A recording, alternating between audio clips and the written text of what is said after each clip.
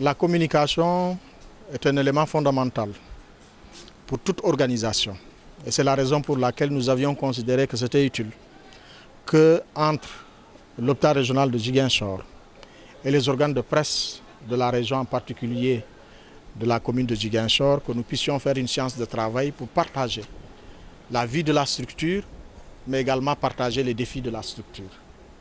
Et cela, c'est pour solliciter les organes de presse à s'unir à nous dans le sens de chercher à développer cette structure qui est l'hôpital régional de Ziguinchor. De par sa position géostratégique, a un rôle fondamental dans la sous-région, mais également au niveau de la région de la Verte Casamance. Il est de notre devoir de faire en sorte que l'image de la structure soit en phase avec les besoins de la communauté. Et quand nous considérons qu'avec l'appui de l'État, ce qu'on appelle le plan, le contrat pluriannuel d'objectifs et de moyens vient en appoint pour nous aider non seulement à renforcer les équipements de la structure, mais également à améliorer les infrastructures de la structure. Et d'ailleurs, par rapport à ces aspects, les marchés sont déjà presque bouclés pour qu'on puisse réhabiliter l'ensemble, la totalité de la structure et faire en sorte que le malade, quand il vient utiliser les services, ce malade soit à l'aise. D'autre part également, en termes d'accueil et d'orientation, nous avons déjà mis en place un bureau accueil-orientation au niveau de la structure, mais nous sommes dans une dynamique de former l'ensemble du personnel en accueil et orientation et que nous avons intégré dans le budget de 2018 et qui d'ailleurs, même avant 2018, nous allons démarrer par une première phase pour former certains agents de l'hôpital en accueil et en orientation. Parce que l'accueil est fondamental dans le cadre des soins. C'est un élément essentiel pour faciliter et mettre en confiance les malades dans le processus de soins.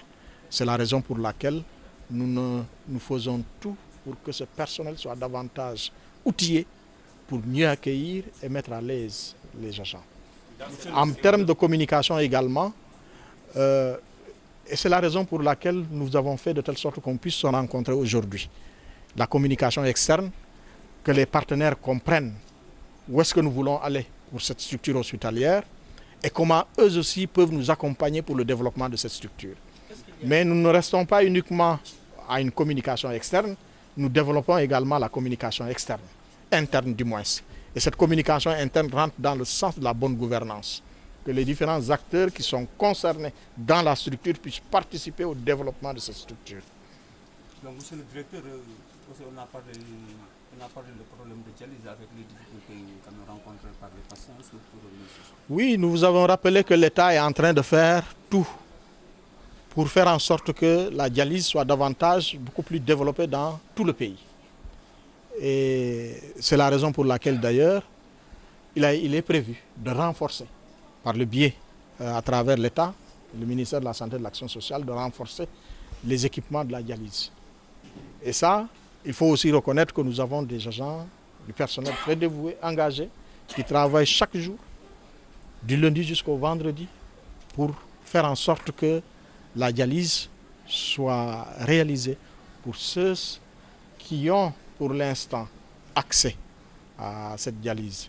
C'est vrai qu'il y a une liste d'attente, mais des mesures sont en train d'être prises pour améliorer. Et je le disais tout à l'heure qu'il y a le centre de service de dialyse de l'hôpital régional de Kolda qui devrait normalement démarrer incessamment. Et tout ça, c'est dans le sens de soulager la population en matière de prise en charge. Et le manque de spécialistes également fait souvent que les rendez-vous sont souvent éloignés. Est-ce qu'il y a une politique justement pour... Oui, nous avons une politique. Et c'est ce que je disais ce matin. Dans le cadre du développement de la structure, il faut développer et renforcer les ressources humaines. Et nous disions que nous n'avions pas un neurochirurgien, nous n'avions pas également un spécialiste en maladies infectieuses qui permettrait de renforcer le niveau des activités au niveau de l'hôpital régional de Ziguinchor. Et nous ne limitons pas à ça parce que nous avons vraiment l'écoute des autorités pour un accompagnement au renforcement du personnel au niveau de cette structure hospitalière. Lorsque vous considérez que l'hôpital régional de Ziguinchor a une position géostratégique, mais également à travers les activités, vous constatez que des personnes viennent des pays limitrophes, mais également viennent des régions limitrophes. Cela voudrait dire que nous avons un devoir, au même titre que vous, qui êtes des agents de développement comme nous, pour développer cette structure-là, mais également contribuer au développement de la nation. Vous avez parlé d'un téléphone. De rapprocher les ressources humaines au service de soins. Nous sommes une structure où il n'y a pas de logement. Il n'y a aucun logement pour les médecins. Et nous accueillons également des stagiaires. Et tout cela, en ce qui concerne le logement des médecins, en ce qui concerne le logement des stagiaires, c'est nous qui gérons cela. Et nous avons dit qu'il était important de construire des logements au sein de la structure qui permettraient de rapprocher le personnel au service. Et en cas d'urgence, que ce personnel puisse arriver à temps opportun pour mieux prendre en charge le malade. Et c'est la raison pour laquelle nous avions considéré qu'il était important d'organiser un téléthon. Et nous avons l'appui et l'accompagnement de la plateforme des femmes pour la paix en Casamance. Elles sont prêtes à nous accompagner dans l'organisation de ce téléthon, mais également les pharmaciens de la commune de Ziguinchor qui sont réunis en association sont prêts à nous accompagner dans l'organisation de ce téléthon. À vous aussi, nous vous invitons à s'unir à nous pour que ce téléthon-là puisse connaître un franc succès, pour qu'il y ait des logements disponibles pour le personnel médical, mais également pour les stagiaires qui viendront, de manière à ce qu'on puisse améliorer la qualité des soins et la qualité des services qui sont offerts au sein de l'hôpital régional de Ziguinchor.